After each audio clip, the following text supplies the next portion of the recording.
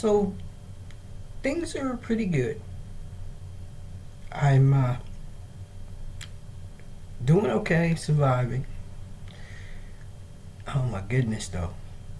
I'm reading all of these things, and I am sometimes surprised by how there are so many people that I talk to, just people that I talk to. I don't know about other people, but people that I talk to, I am really surprised by the number who appear to be, and I suspect the majority of them are pretending, stuck in old rhetoric and believe things that just don't work. Uh, and and I find it both frustrating and awe-inspiring to meet a person who looks me in the face and tells me that they believe the election was uh, manipulated by Joe Biden. And it's not because it's not possible to um, be corrupt in an election. That's not it. What surprises me is that you discuss it with them, and the only evidence they have is the Republican tropes. And all of the Republican tropes, they basically amount to nobody will swear in a court of law, which leaves it down to the evidence they have is the word of these people.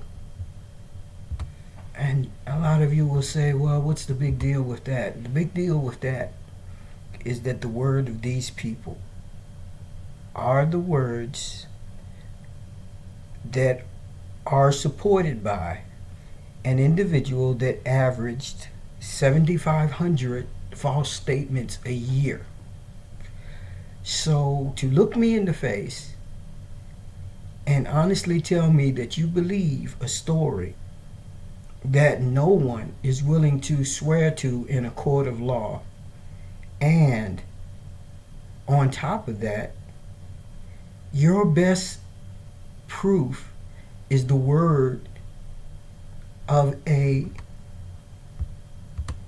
former president who was personally involved and whose credibility is shot out of the water by the fact that he has made an average of 7,500 false statements per year for 5 years.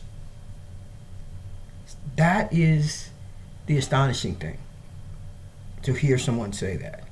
But as I said, I am not inclined to believe that they actually believe that. As newscasters at Fox News have said in depositions in the $1 billion lawsuit,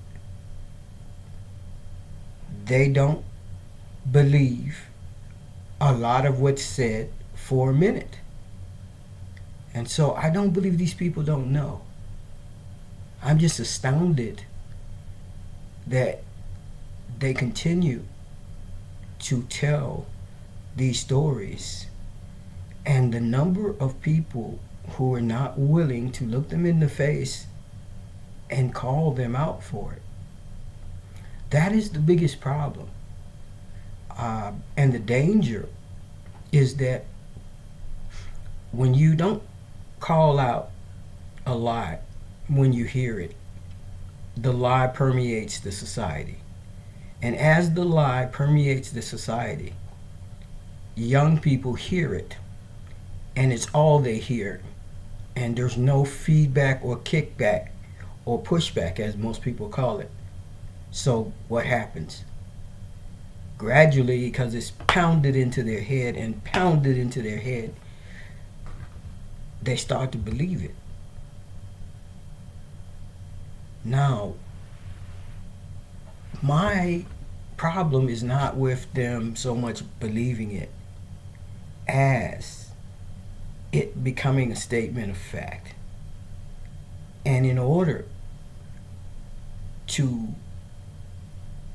associate yourself with this lie, you have to dumb down your intelligence. You can't ask yourself the hard questions. And if you do ask yourself the hard questions, you have to make a rationalization for an answer.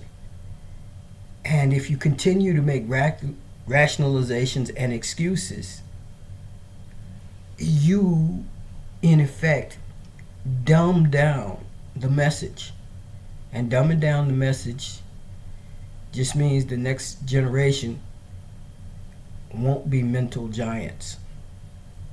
They won't advance our shared goal of making this a smarter, better place in the future. Now you'll have a bunch of people running around here agreeing with what everybody's saying and not knowing the truth and not being willing to think about it, because logical thought would throw it all out the window. Because as I said to begin this thing, if you're running around here talking and you're lying... May I have your attention, please? The library will be closing in 15 minutes and debt services will end in 5 minutes. Thank you. It doesn't work. Have a nice day.